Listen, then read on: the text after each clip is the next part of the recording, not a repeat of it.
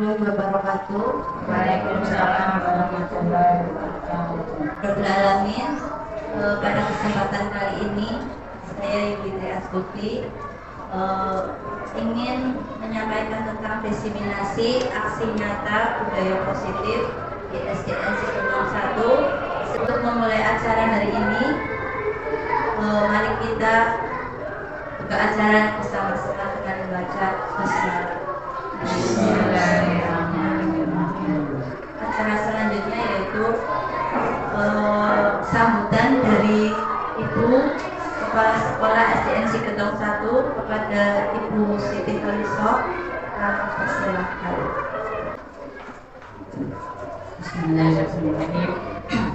Assalamualaikum warahmatullahi wabarakatuh.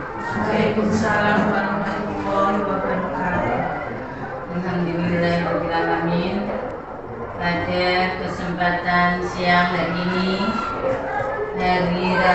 hari Kamis tanggal 2 Februari 2023, kita bisa berkumpul di ruang kepala sekolah untuk mengikuti acara kegiatan oleh guru calon penggerak angkatan 7 yang akan diperankan oleh Bu Yuli Tri Astuti SPD.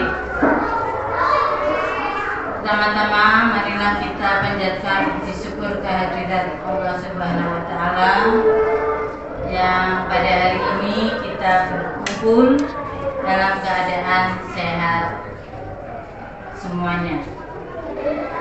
Pada kegiatan hari ini adalah kegiatan diseminasi aksi nyata program pendidikan guru penggerak dengan mengambil tema budaya positif yang akan diperankan oleh Ibu Yuli Tri Astuti CGP Angkatan 7 dari SD Negeri Sigentong 01. Mudah-mudahan dalam pelaksanaan ini kita sekeluarga SD Sigentong 01 bisa untuk mengikuti dan melakukan apa yang akan dilakukan oleh Bu Yuli, teman-teman kita sebagai siswa atau teman sejawat dalam pelaksanaan kegiatan ini. Mudah-mudahan di kegiatan ini kita menjadi atau bisa mengikuti kegiatan-kegiatan oleh guru penggerak yang akan ditirukan oleh kita semua. Mudah-mudahan kegiatan ini bisa berjalan dengan lancar dan bisa kita ikuti bersama. Kiranya cukup sekian. Assalamualaikum warahmatullahi wabarakatuh. Bapak Ibu Guru SDN Sigentong 1 yang sudah bersedia hadir dalam ruangan ini untuk mengikuti diseminasi aksi nyata program guru penggerak budaya positif oleh saya Yuli Tri Astuti, calon guru penggerak angkatan 7 dari SDN Sigentong 1 Kabupaten Brebes. Diseminasi ini adalah salah satu syarat untuk syarat sebagai aksi nyata modul 1 dalam kegiatan calon guru penggerak. Terima kasih juga kepada Ibu Kepala Sekolah yang sudah memberikan saya kesempatan di sini untuk menyampaikan diseminasi aksi nyata ini. Kepada Bapak Ibu guru yang lebih senior, saya minta maaf, bukan maksud hati untuk menggurui atau istilahnya merasa lebih atau gimana. Saya di sini belajar bersama dengan panjenengan. Saya di sini juga belajar dari pengalaman panjenengan. Saya di sini cuma ingin memaparkan aksi nyata yang saya lakukan dan kita bersama lakukan di SDC Ketong 1 sebagai wujud budaya positif yang harus kita sampaikan kepada siswa. Untuk memulainya, mari kita lihat bersama-sama Ibu Bapak Ibu. Yang pertama, diseminasi aksi nyata program pendidikan guru penggerak budaya positif oleh Yuli Astuti, calon guru penggerak angkatan 7 SDN Ketong 01 Kabupaten Brebes. Latar belakangnya, yang pertama adalah guru mempunyai peran penting dalam membangun atau mewujudkan budaya positif di kelas dan sekolah. Yang kedua, budaya positif merupakan perwujudan dari nilai-nilai atau keyakinan universal yang diterapkan di sekolah. Yang ketiga, sekolah adalah rumah kedua bagi murid, sehingga sebagai guru kita harus mampu menciptakan lingkungan sekolah yang nyaman, aman, dan menyenangkan, serta menginspirasi murid dalam pembentukan karakter murid. Yang keempat, budaya positif dimulai dari perubahan paradigma tentang teori kontrol. Sebagai guru, selama ini mungkin kita merasa berkewajiban mengontrol perilaku murid agar berperilaku sesuai yang kita harapkan. Tanpa kita sadari, kita sering memberikan hukuman kepada murid yang melakukan kesalahan dan memberikan imbalan atau hadiah terhadap murid yang berperilaku baik. Padahal Bapak Ibu, ternyata memberikan hukuman atau hadiah itu sama saja. Jadi yang namanya hadiah itu bukan istilahnya untuk menumbuhkan karakter positif, tapi dengan adanya hadiah itu malah seorang anak itu dihukum dengan penghargaannya. Jadi di sini itu kalau ingin mengontrol perilaku murid, kita itu tidak harus memberikan imbalan ataupun hukuman kepada anak-anak. Jadi misalnya kita memberikan imbalan karena anak yang baik nanti yang ranking 1 dapat hadiah, itu sebenarnya tidak boleh. Jadi yang namanya imbalan atau hukuman itu sebenarnya sama saja, tapi dalam penyampaiannya nanti akan berbeda. Yang nomor 5 adalah lingkungan yang menerapkan budaya positif akan sangat mendukung terciptanya suasana yang kondusif, saling menghargai, memiliki semangat kebersamaan yang baik, sehingga warga sekolah merasa nyaman berada di sekolah. Untuk mewujudkan suasana yang baik itu, saya telah berupaya melakukan beberapa aksi nyata terkait penerapan budaya positif di sekolah dengan memanfaatkan peran saya sebagai pemimpin pembelajaran di kelas. Jadi saya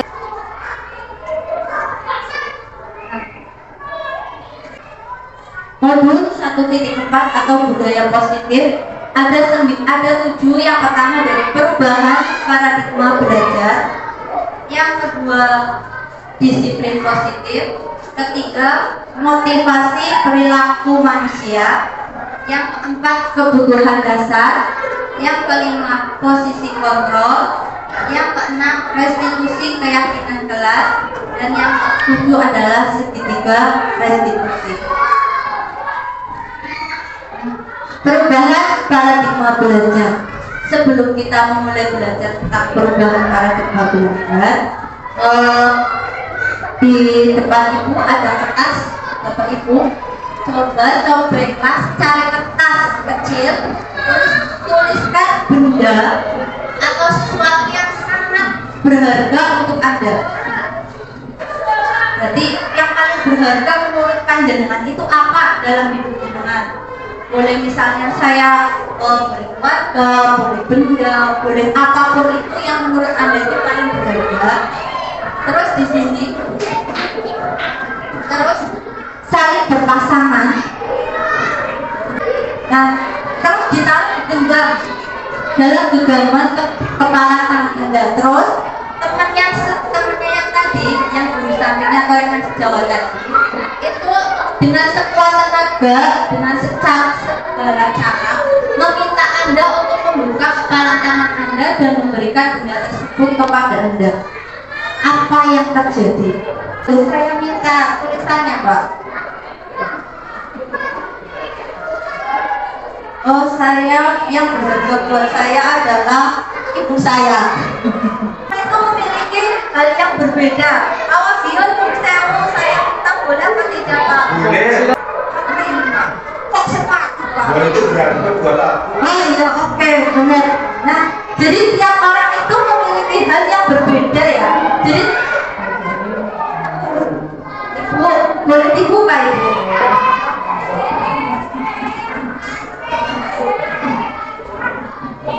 Sama.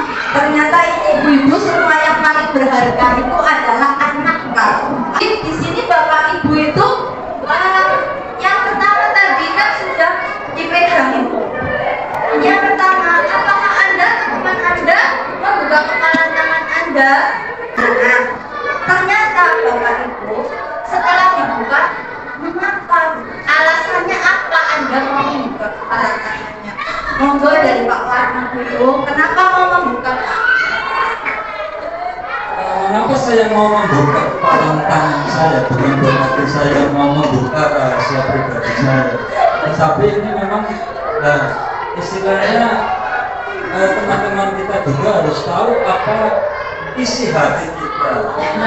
Iya benar ya, Bapak Taren. Kesenangannya beda-beda ya. Iya, tadi Pak Ya. Taren membuka karena Alasan kenapa saya membuka tangannya itu untuk supaya teman-teman tahu kesukaan saya. Kalau saya Iya itu apa? Kenapa saya nggak penting? Setiap hari saya beli sepatu, tidak ada minta harga saja, Pak. Oke, iya benar sepatunya. Inilah safety saya biar kamu apa benda-benda yang tajam. Iya, iya. Itu. Jadi sepatunya sangat berharga ya, Pak. Monggo selanjutnya itu. Nah ini ibu sama semua jawabannya. Apakah ternyata ibu itu sama? Alasan Aku percaya ibu super berharga. kalau ternyata ibu-ibu ini mempunyai barang yang berharga adalah anak.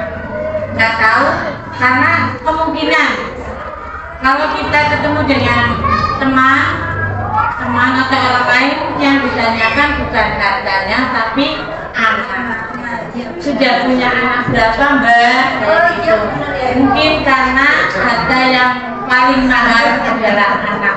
Tapi nggak tahu pokoknya kita sudah ditampilkan oleh Allah dikasih anak untuk memelihara sampai dari kecil sampai ke dewasa.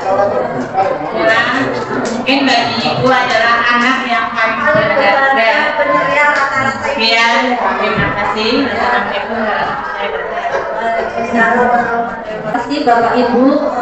Tadi sudah tahu ya Bu bahwa yang tiap orang itu yang berharga beda-beda. Terus tadi Bu Eka, Bu Iri, Bu Lis dan teman-teman bapak-bapak dan ibu-ibu juga tadi mengatakan bahwa saya membuka kepala tangan saya karena saya ingin teman-temannya tahu. Jadi saya ingin rekan-rekan kita itu tahu kenapa saya membuka. Nah, tidak ada rahasia di antara kita atau mereka. Iya.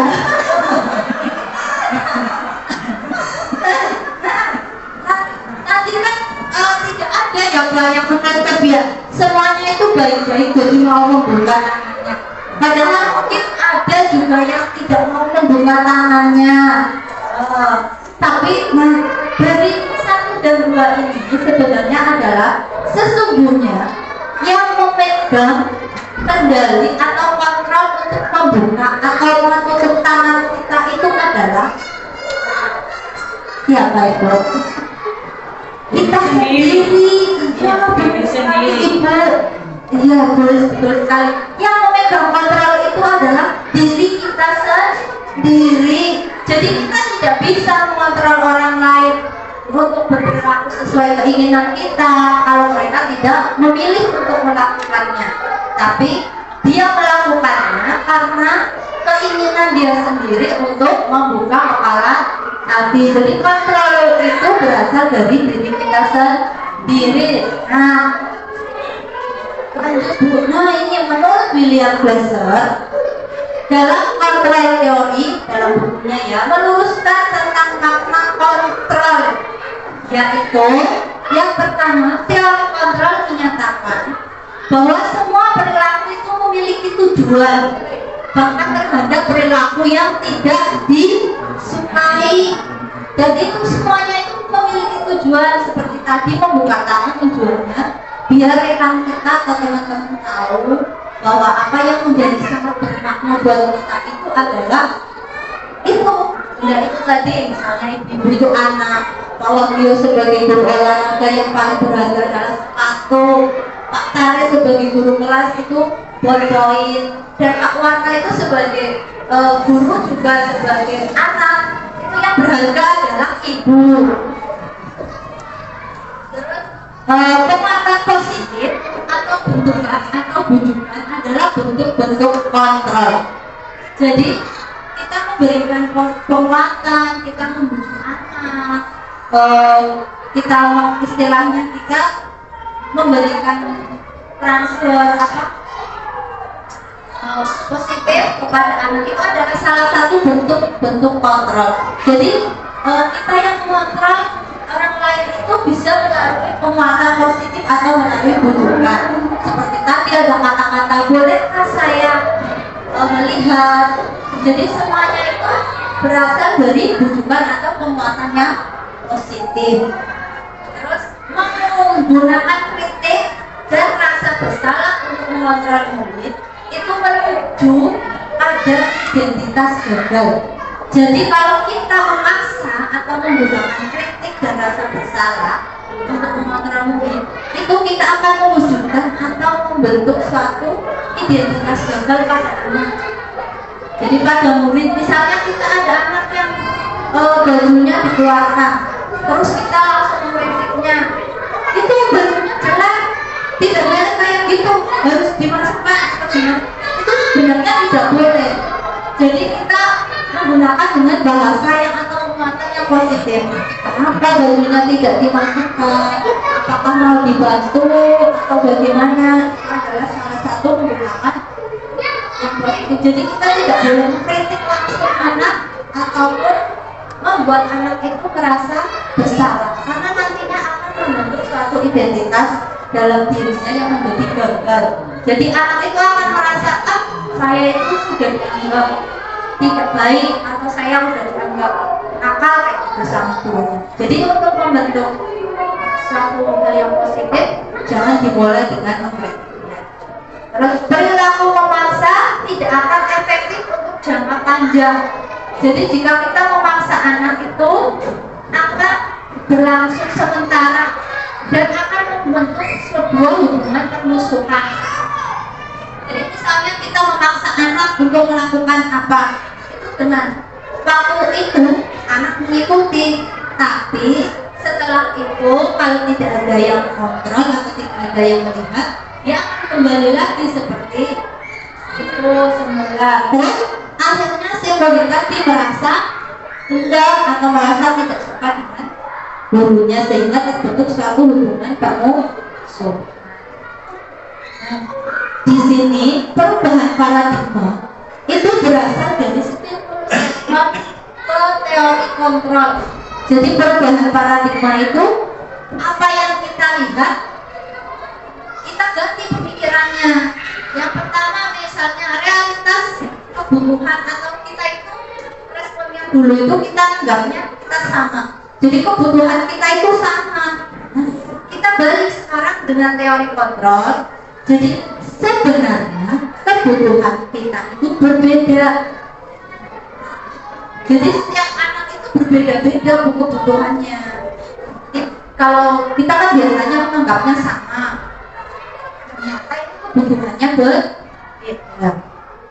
Kayak tadi kan guru-guru, bapak-bapak juga beda semua, tapi ibu-ibu ternyata sama.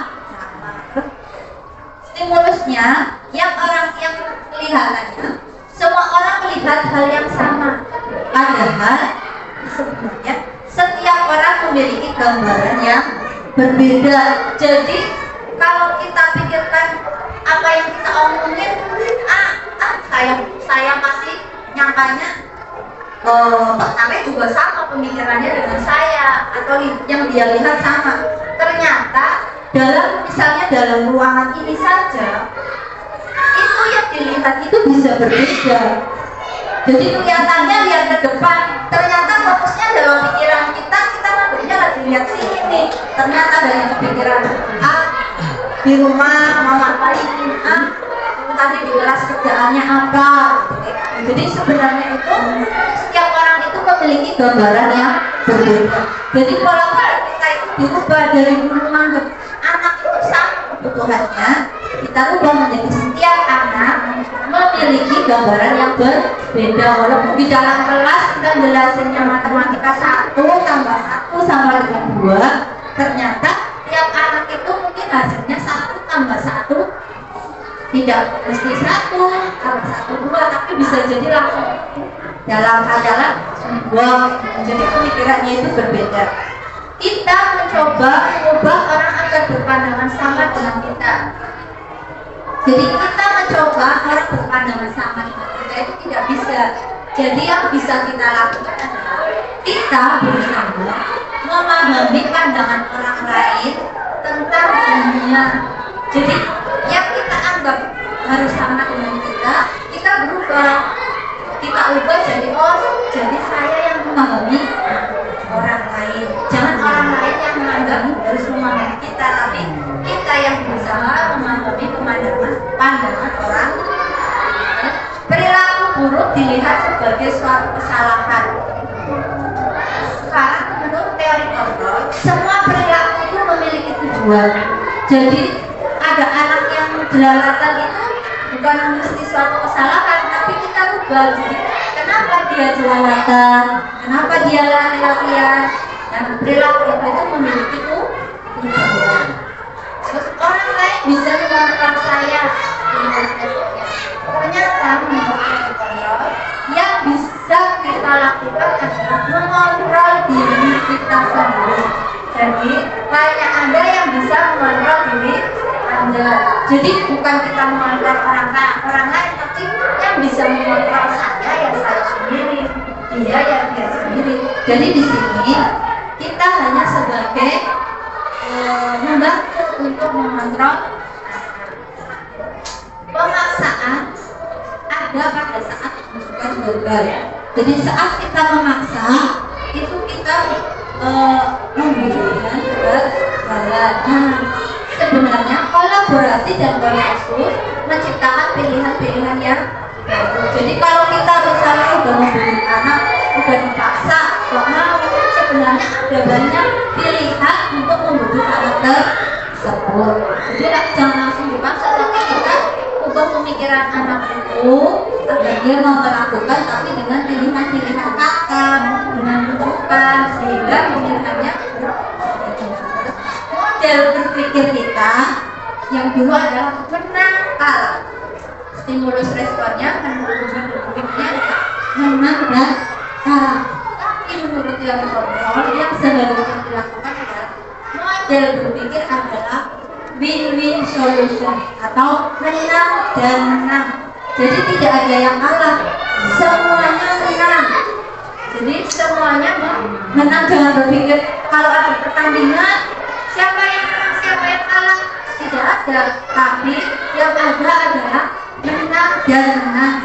Yang bisa yang di atas adalah yang lebih unggul. Tapi kita juga menang karena bisa menyelesaikan lomba. Win-win solution, tidak ada menang. Nah, dari paradigma tadi kita akan belajar tentang disiplin positif. Jadi disiplin positif, disiplin dulu itu bermakna adalah dari bahasa Latin yang berarti disiplina, yang artinya belajar. Jadi disiplin itu adalah belajar.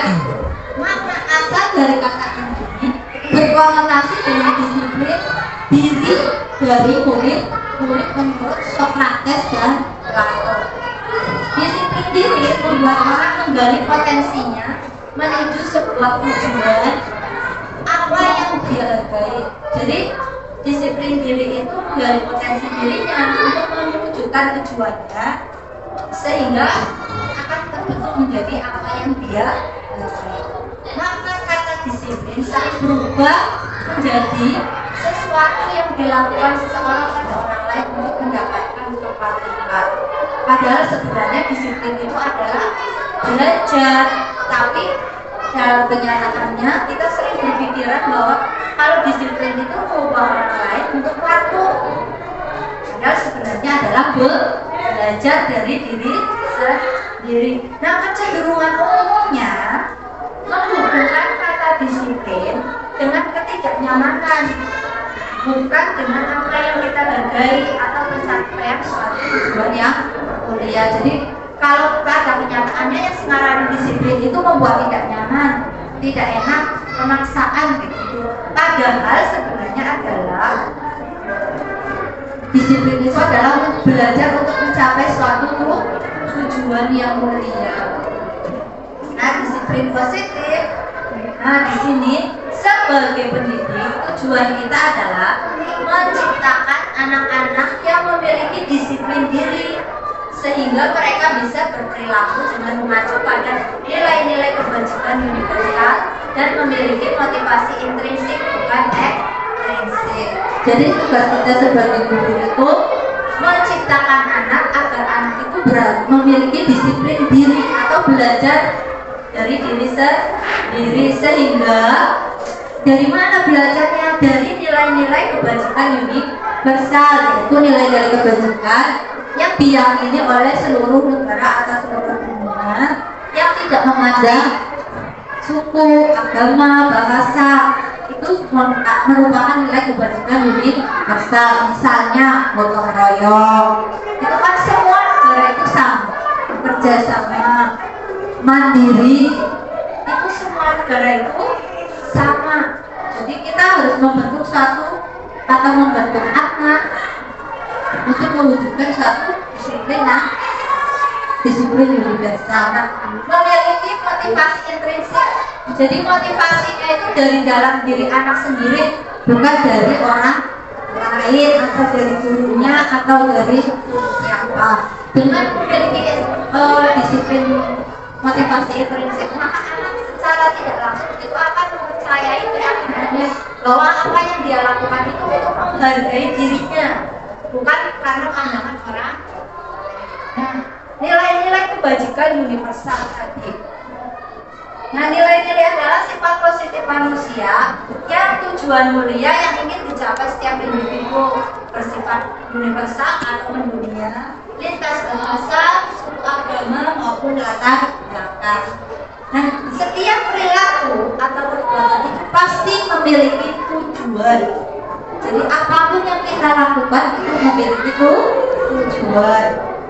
Nah, dengan mengaitkan nilai-nilai kebajikan yang tidak diyakini seseorang, maka motivasi intrinsiknya akan terbangun sehingga menggerakkan motivasi dari dalam untuk dapat mencapai tujuan mulia yang diinginkan menurut diri dosen.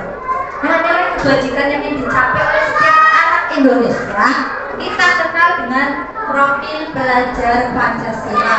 Karena dia Ibu. Yang pertama, beriman, bertakwa pada Tuhan Yang Maha Esa dan berakhlak mulia. Yang kedua, mandiri. Yang tiga, bernalar bisnis. 4, berkebinekaan global. 5, bergotong royong. Yang keenam, kreatif. Jadi ini adalah profil pelajar Pancasila yang ingin diwujudkan sebangsa Indonesia dalam upayanya mewujudkan belajar merdeka. Selanjutnya, tadi 3, motivasi perilaku manusia. Tadi kan sudah disebutkan bahwa motivasi manusia melakukan sesuatu itu ada motivasinya. Yang pertama, untuk menghindari ketidaknyamanan atau hubungan. Jadi kita melakukan apa yang kita lakukan itu yang pertama untuk menghindari ketidaknyamanan atau hubungan.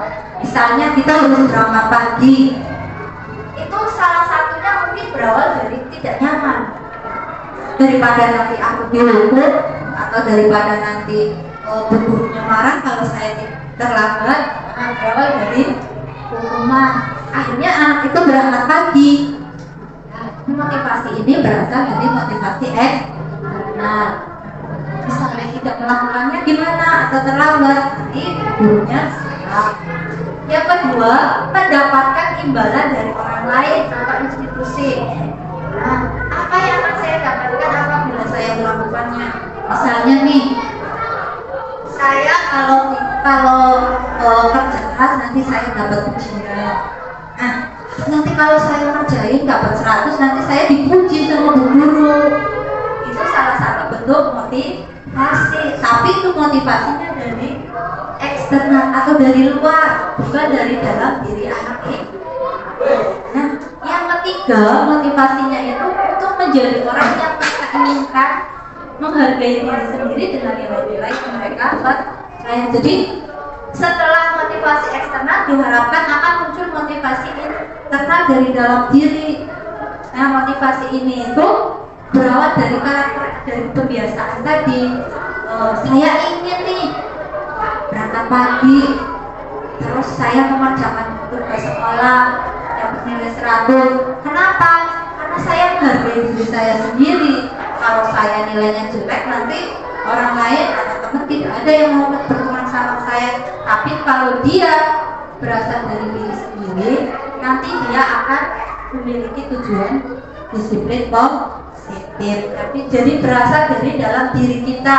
Yang tadinya misalnya berangkatnya siang, jadi ada keinginan untuk berangkat pagi dari dalam diri sendiri karena saya menghargai diri sendiri. Nah, hukuman dan penghargaan tadi. Hukuman, konsekuensi, dan restitusi.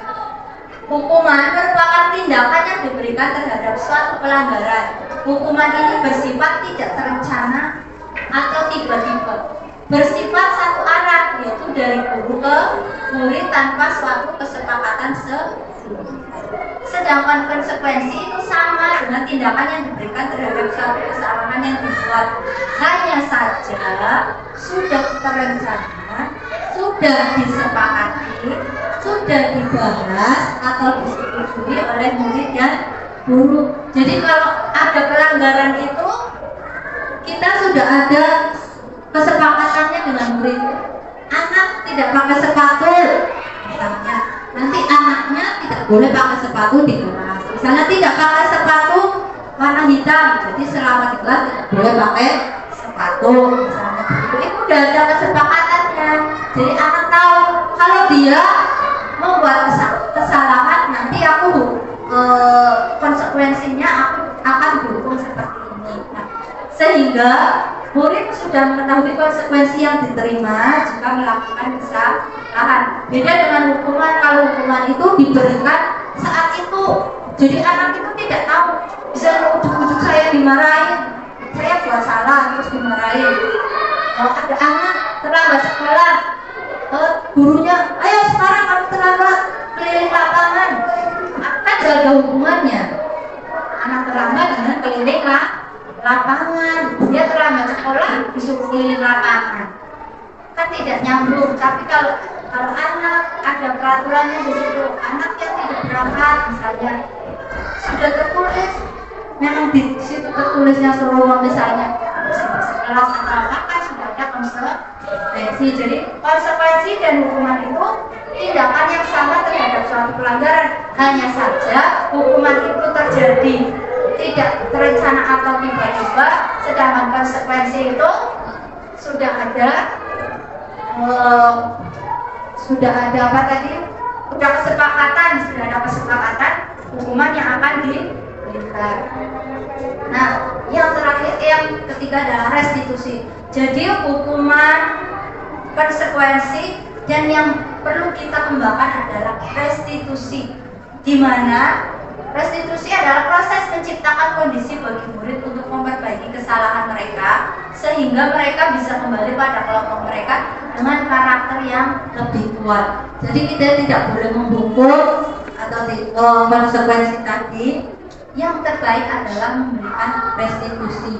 Jadi itu kita itu menciptakan anak itu untuk memperbaiki kesalahannya.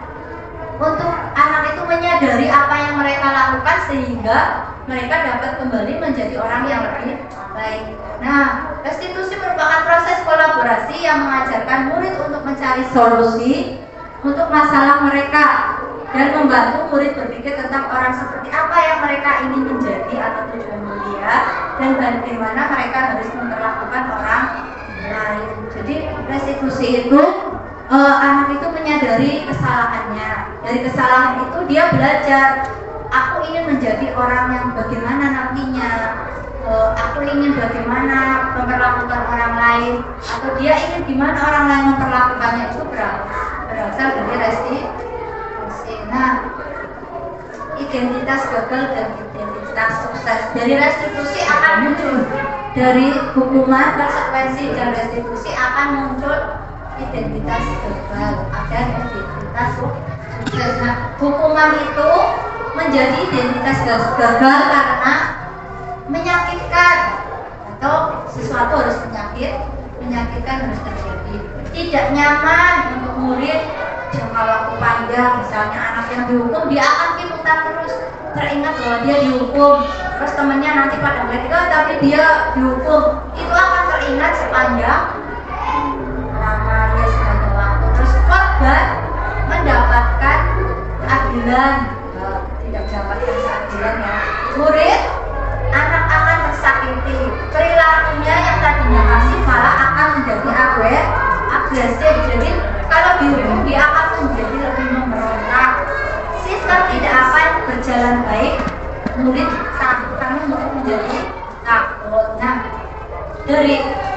daripada kita menggunakan hukuman, kita kembali menjadi untuk mewujudkan disiplin kita menggunakan konsekuensi dan restitusi. Nah, konsekuensi itu sesuatunya harus terjadi, tapi terjadinya karena dia sudah tahu kalau saya melanggar, membuang sampah sembarangan, saya harus mengambil sampah itu, misalnya.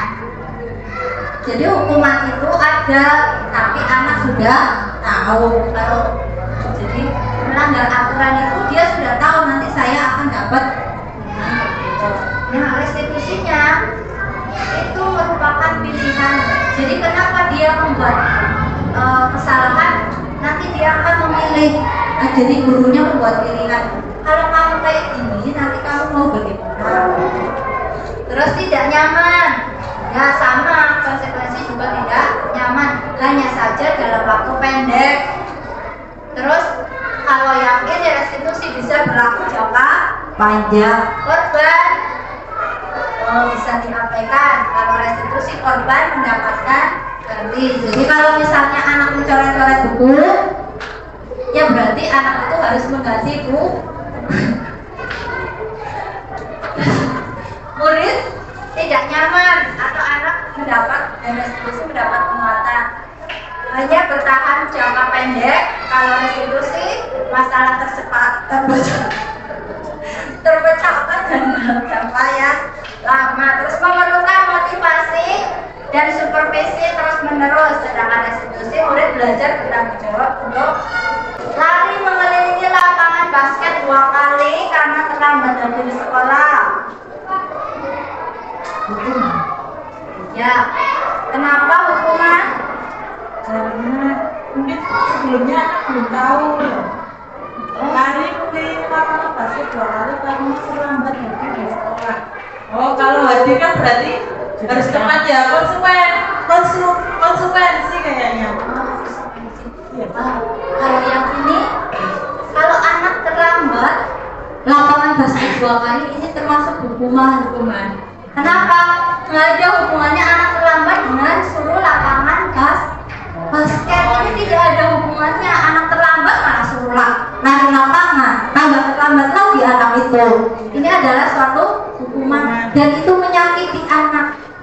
Jadi tidak boleh menghukum yang menyakiti anak.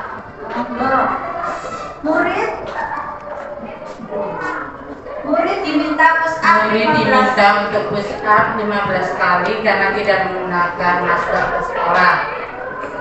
Karena sudah COVID, berarti masuknya hukuman. Walaupun masih COVID, jadi termasuk hukuman. Iya benar sekali Bu. Murid diminta push up 15 kali itu adalah hukuman. Karena anak tidak menggunakan masker, masa disuruh push up. Kalau anak tidak memakai masker, ya kita kasih maskernya, kita kasih solusinya. Kenapa? Biar kita sama-sama aman, biar sama-sama sehat. Yang pelaku coret-coret. Hukuman apa konsekuensi? Ini konsekuensi. Oh iya. Konsekuensinya tidak boleh dikatakan harus diganti seperti semula. Iya bagus sekali Bapak. Menggantikan kertas tugas teman tadi yang dicoret-coret berarti harus mengganti. Itu adalah konsekuensi. Jadi anak nanti menyadari bahwa kita tidak boleh mencoret-coret, karena kalau kita mencoret-coret kita harus mengganti kertas teman. Jadi kita juga tidak mau kertas kita dicoret-coret oleh teman. Dan temannya itu nantinya akan mendapat istilahnya korbannya itu merasa terpecahkan masalahnya. Perbedaan hukuman dan konsekuensi. Tadi hukuman dan konsekuensi itu memiliki perbedaan. Yang pertama, kalau hukuman itu menyakitkan harus terjadi, konsekuensi sama harus terjadi, tapi anak itu sudah tahu bahwa kalau konsekuensinya itu logis atau pelanggarannya itu nanti dia akan dapat ya logis. Terus hukuman itu membuat anak sakit baik fisik maupun hatinya dalam jangka waktu yang lama. Tapi kalau konsekuensi itu anak merasa tidak nyaman tapi dalam waktu jangka yang pendek. Anak membenci kedisiplinan. Kalau konsekuensi anak jadi menghargai disiplin. Hukuman itu paksaan. Kalau konsekuensi itu stimulus tanggapan, mendorong anak menyakiti diri sendiri. Kalau konsekuensi mendorong anak agar mudah menyesuaikan diri. Terus hukuman itu akan memiliki konsep diri yang buruk, tapi kalau konsekuensi itu konsepnya menjadi diri yang baik. Anak belajar untuk menyembunyikan kesalahan jika melakukan karena nanti kalau kelihatan dihukum. Jadi kalau konsekuensi anak belajar untuk mematuhi peraturan. Yang terakhir, kalau hukuman itu anak akan merasa marah, rasa bersalah, dipermalukan dan tidak dihargai. Tapi kalau konsekuensi kehilangan hak, dibuat tidak nyaman dan dikasihkan semua. Nah, hukum dihukum oleh penghargaan tadi. Sebenarnya bahwa penghargaan itu berlaku sama dengan hukuman, dalam arti meminta atau membujuk seseorang melakukan sesuatu untuk memenuhi suatu tujuan tertentu dari orang yang meminta atau membujuk.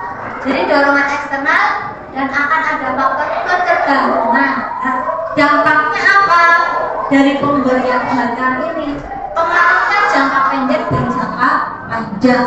Jadi dari dihukum oleh penghargaan, jadi penghargaan itu juga akan dalam bentuk hukuman. Pengaruhnya jangka pendek dan jangka panjang. Jangka pendeknya, misalnya anak itu merasa kalau dikasih penghargaan nanti jangka panjangnya anaknya jadi malas, istilahnya apa ya, udah bosan. Nanti kalau kayak gitu lagi saya jadi bosan. Pengaruhnya jangka pendeknya anak jadi nanti kalau saya nggak belajar saya tidak dapat penghargaan lagi. Yang kedua, penghargaannya lama-lama jadi tidak efektif. Jadi aku ranking 1 terus gak usah belajar juga, nanti aku dapat ranking, nanti aku dapat hadiah, gak usah belajar juga aku nanti dapat hadiah. Jadi lama-lama penghargaan itu tidak efektif. Terus penghargaan itu merusak hubungan. Kenapa? Karena ada persaingan dari ranking 1, ranking 2, dan ranking 3 misalnya kayak gitu. Nanti jadi hubungannya itu jadi rusak karena merasa tersaingi. Yang ranking atau yang ranking 1 sama ranking 2 tidak akur karena saingan nilainya. Nah itu lama-lama nanti akan merusak hubungan. Terus penghargaan mengurangi ketepatan. Lama-lama itu anak jadi bosan, jadi tepat. Terus penghargaan menurunkan kualitas. Jadi menurut penilaian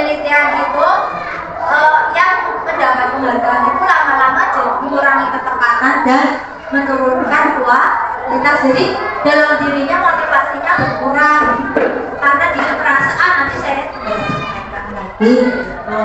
Penghargaan mengalihkan kreativitas. Jadi yang namanya penghargaan itu lama-lama anak tidak berkembang. Jadi fokusnya cuma satu itu, padahal anak bisa melakukan A, B, C dan lain hal. Terus penghargaan itu mendukung. Gimana mendukung? Maksudnya di sini penghargaan itu mendukung. Jadi yang ranking 1 dan ranking 2 biasanya kan saingan. Kenapa ranking 2-nya nggak ranking 1? Kenapa saya harus kalah sama dia? Yang ranking 2 itu lama-lama akan merasa mendukung karena saya tidak bisa naik-naik ranking 1. Jadi lama-lama dia akan terbebani, dia akan belajar lebih giat. Tapi belajarnya di sini dia merasa dihukum, bukan karena keinginan sendiri. Jadi penghargaan ini lama-lama dihukum untuk yang ranking. Terus motivasi yang baik adalah motivasi dari dalam diri atau motivasi intrinsik. Nah, dari penghargaan ini harus keluar motivasi dari dalam diri untuk mendapatkan atau menunjukkan perilaku budaya positif. Nah, di sini jadi yang namanya restitusi tadi kan kesalahan terus diperbaiki. Tadi itu namanya restitusi. Di mana ciri-cirinya yang pertama adalah bukan menebus kesalahan, tapi belajar dari kesalahan. Jadi restitusi itu belajar dari kesalahan, bukan untuk menebus kesalahan tadi. Jadi harus ada win-win solution, bukan menang kalah, tapi menang bersama. Terus restitusi itu memperbaiki hubungan. Jadi biar gak kondok-kondokan marah dalam hati, wah aku suruh bayarin taksinya tadi, kalau taksinya mahal kayak gitu. Dan biar itu hubungannya baik. Jadi sebelumnya itu aku mau ke situ nih, oke, tapi taksinya begitu ya. Misalnya, kan taksinya digantiin nih. Oh boleh. Misalnya mereka ini, ya wis gak apa-apa, nanti aku yang ganti. Jadi itu adalah bentuk restitusi untuk memperbaiki hubungan. Terus ada tawaran juga tadi. Tawarannya sih tadi oleh taksi, tawarin dulu, nanti taksinya bayarin siapa nih? Itu adalah bentuk tawaran. Jadi bukan dipaksa, kamu harus gantiin nih, enggak, tapi ada omongannya, ada memilihnya, saling tawar menawar gitu. Nah, restitusi menuntut untuk melihat ke dalam diri. Nah, dalam diri tadi kan Bu Eka sudah janjian di tempat A, tadi dia punya janji yang lebih penting lagi, terus disuruh datang nih ke situ. Nah, di sini kita akan melihat dalam dirinya. Kira-kira nih baiknya, harusnya seperti tadi teman yang sudah janjian tambah lagi. Kan kita harusnya konfirmasi dulu, ngomong dulu, terus nanti kalau orangnya temennya suruh datang juga kita harus kasih kesepakatan dulu, konsekuensinya dulu. Jadi kita melihat dalam diri, jangan menyalahkan orang lain, tapi kita introspeksi diri dulu. Kita melihat apa nih, kita benar apa salah.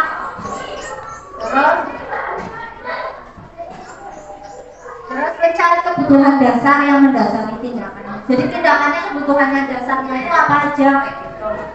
Tadi kebutuhan dasar nanti ada 5 di sini. Terus fokus pada karakter, bukan tindakan.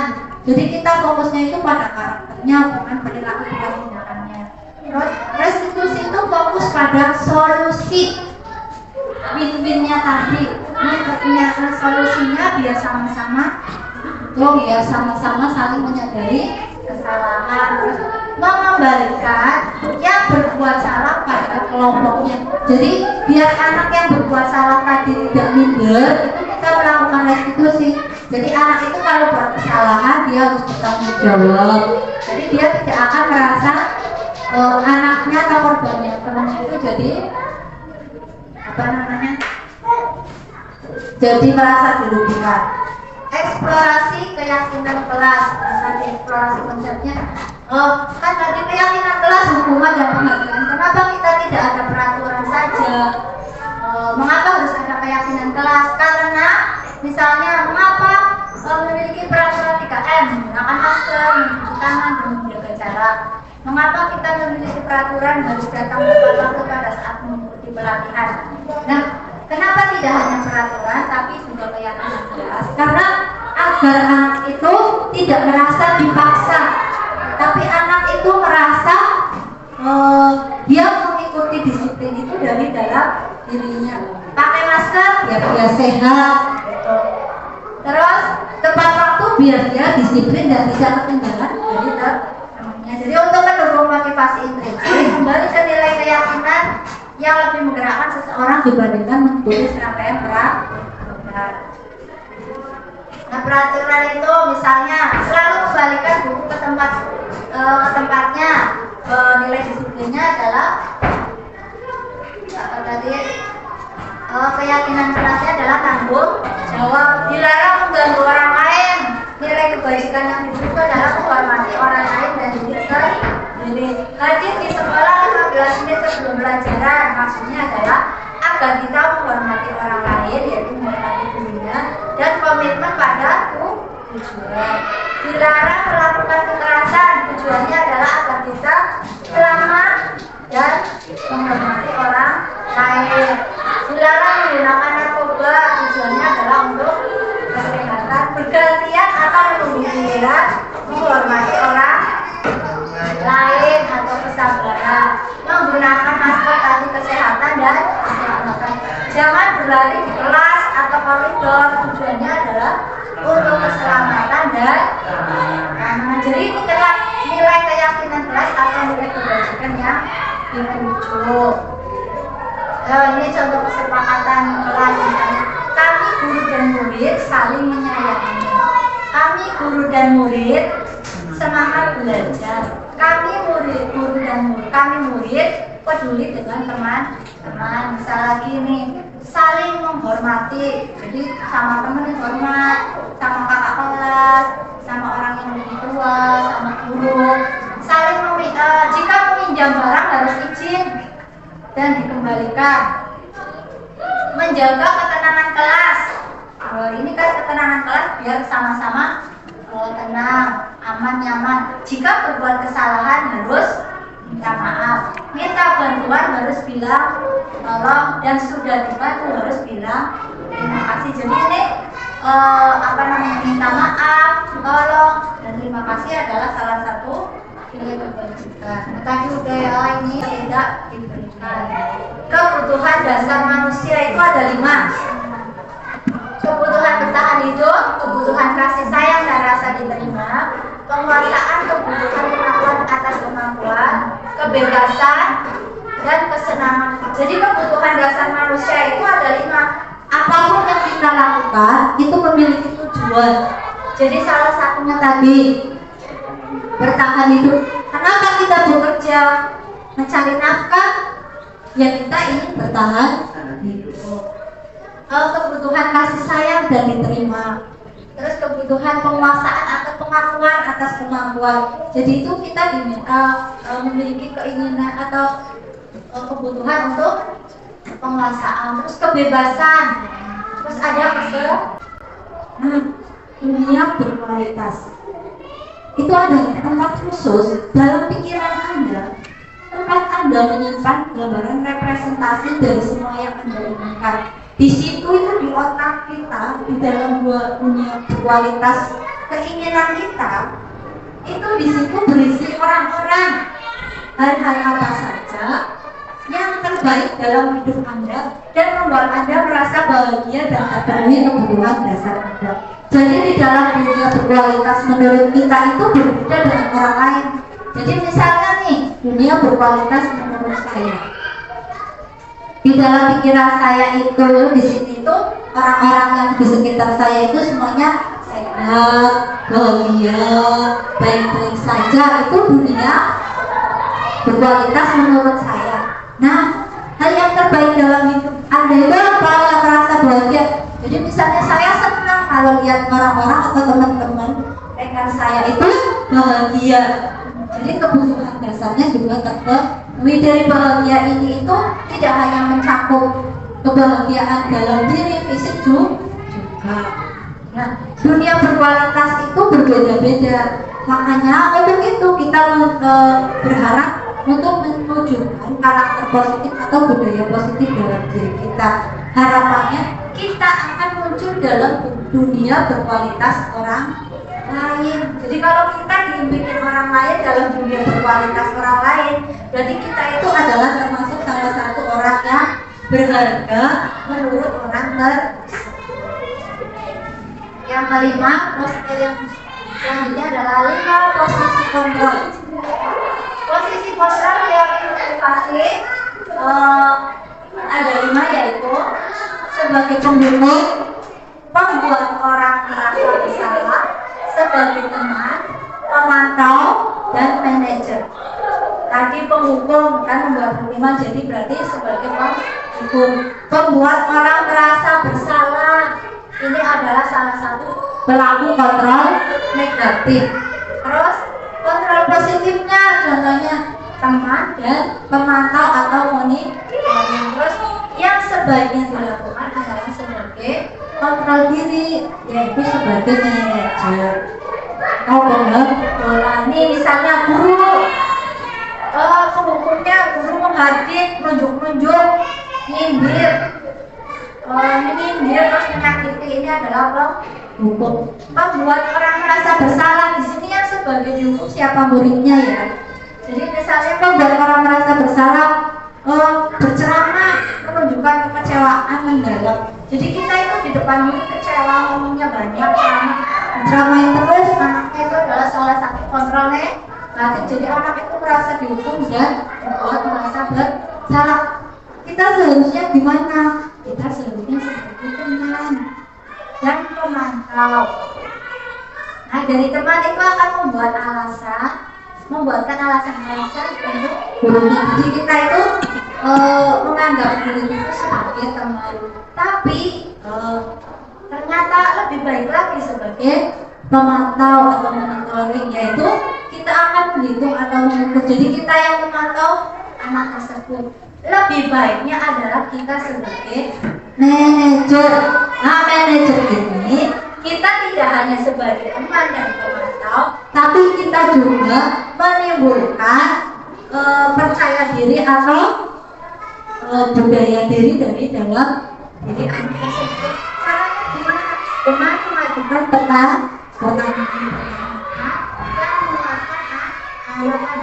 kalau kita menghukum tadi anak akan memberontak, menyalahkan orang lain dan berbohong.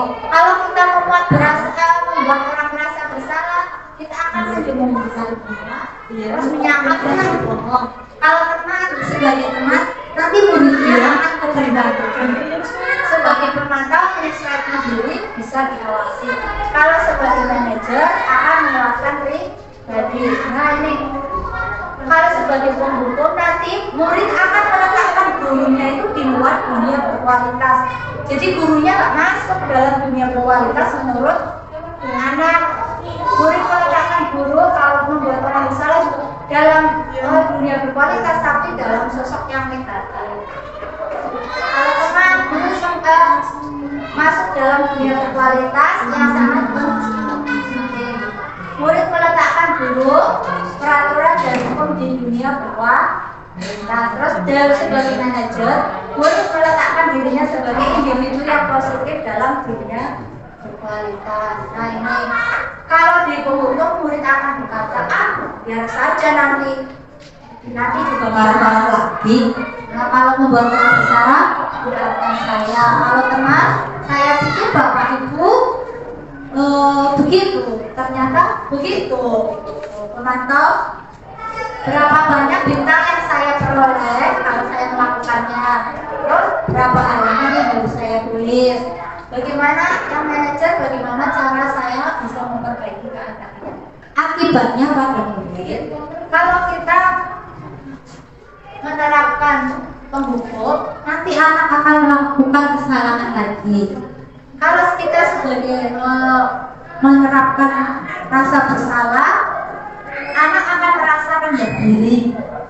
Kalau kita menerapkan sebagai kontrol diri sebagai teman, nanti anak akan menjadi memang dari mandiri, karena kepercayaan gurunya, apa-apa serba gurunya. Terus kalau kita sebagai pemantau, nanti anak akan menitik beratkan pada apa akibat kemudiannya.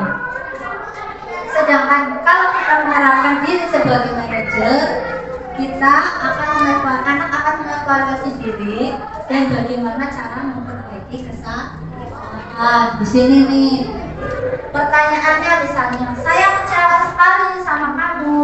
Di situ adalah membuat orang merasa bersalah. Kamu tidak pernah benar melakukannya adalah bentuk pembohong. Ayolah lakukan itu demi bapak ibu. Itu adalah salah satu kata-kata yang diberikan sebagai teman.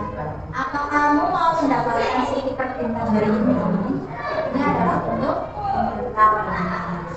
Bagaimana kamu bisa menyelesaikan masalah ini adalah sebagai manajer. Kamu selalu menjadi yang paling terakhir dari institusi yang tadi.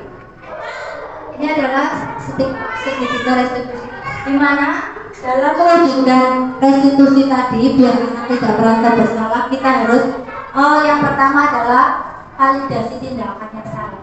Jadi kalau anak yang salah kita tanyain anaknya salah apa enggak, merasa bersalah apa enggak, terus keyakinannya yang benar bagaimana, terus untuk menstabilkan identitas.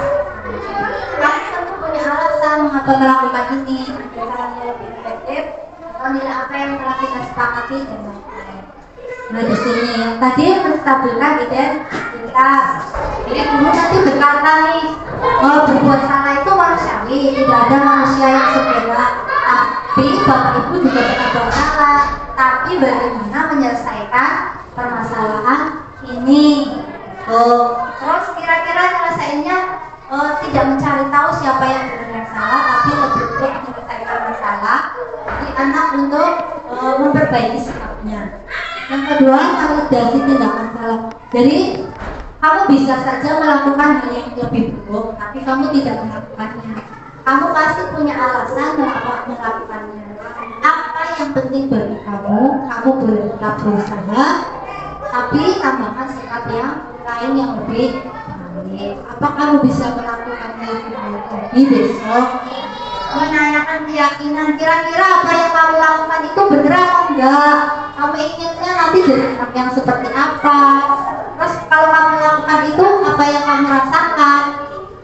Kalau kayak gitu, kamu akan menjadi orang seperti apa? Nah, nanti intervensi setelah ada itu, nanti kita akan ada intervensi sama anaknya selama 3 bulan. Jadi kita kasih penguatan untuk mengembalikan anak itu kembali ke pemikiran yang positif.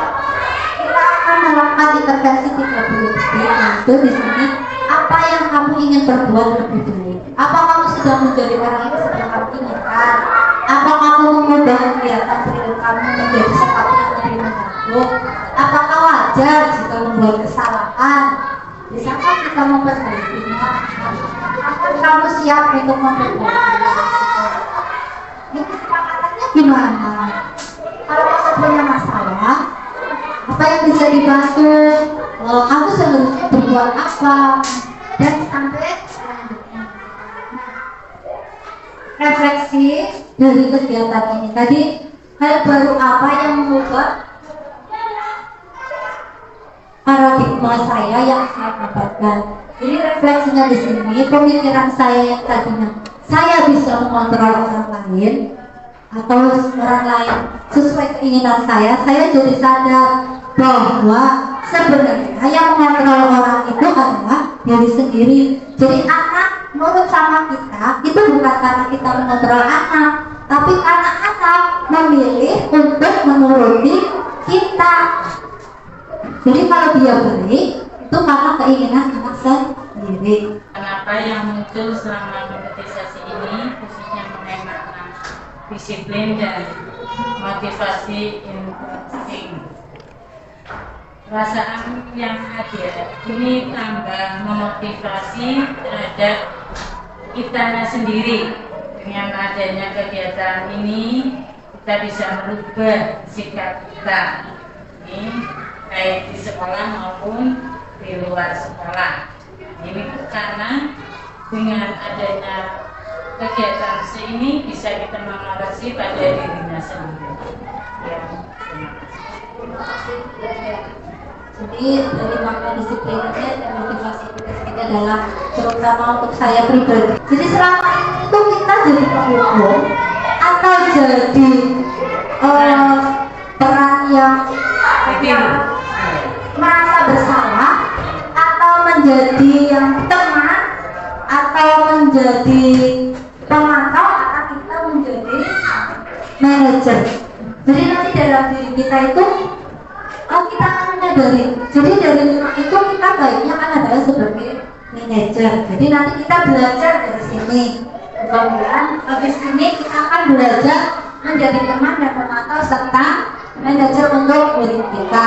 Yang keempat, saya akan menjadi amung seperti apa? Nah, nanti seperti apa amung itu adalah penuntun namanya ya.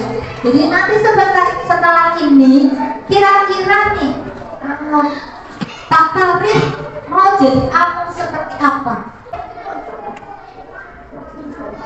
Ya, saya akan menjadi teladan baik untuk siswa SDN Negeri 1. Bisa, bagus sekali ya Pak. Saya akan menjadi teladan siswa SD 1. Ya, semoga kita semua bisa menjadi guru yang teladan, sebagai manajer, sebagai pemantau, bahkan kita juga sebagai teman dalam siswa. Nah, kita yang memilih profesi sebagai pendidik, jadi tidak hanya buat saya ya, ini buat semuanya. Dan mungkin buat saya itu berarti memilih untuk mengurusi kehidupan, untuk memilih untuk bertanggung jawab dalam meningkatkan kualitas manusia, dan memilih untuk bertanggung jawab bagi kehidupan orang banyak. Dimana satu murid kita yang kita bangun, kita wujudkan jadi orang yang baik, nanti dia bisa istilahnya apa ya? Merubah sendiri. Iya, merubah generasi dia berikutnya menjadi baik juga. Jadi kalau kita itu jadi guru, berarti kita sudah siap untuk mengurusi kehidupan murid kita. Tidak perlu gengsi, tidak perlu gengsi. Kita harus saling belajar, saling memberi masukan. Jadilah seperti air, teguh pendiriannya, namun juga siap untuk menyesuaikan diri dalam menjalani proses belajar yang dilalui. Ya, jadi itu menurut Ibu Kofidah. Jadi kita itu siap untuk menyesuaikan diri seperti air. Dimanapun kita ditempatkan, kita harus siap menjadi pendidik yang baik. Demikian diseminasi aksi nyata yang sudah saya sampaikan, semoga bermanfaat untuk Bapak Ibu. Mohon maaf sudah menyita waktunya, semoga ini bermanfaat juga buat saya dan kita semua. Saya akhiri, wassalamualaikum warahmatullahi wabarakatuh. Waalaikumsalam.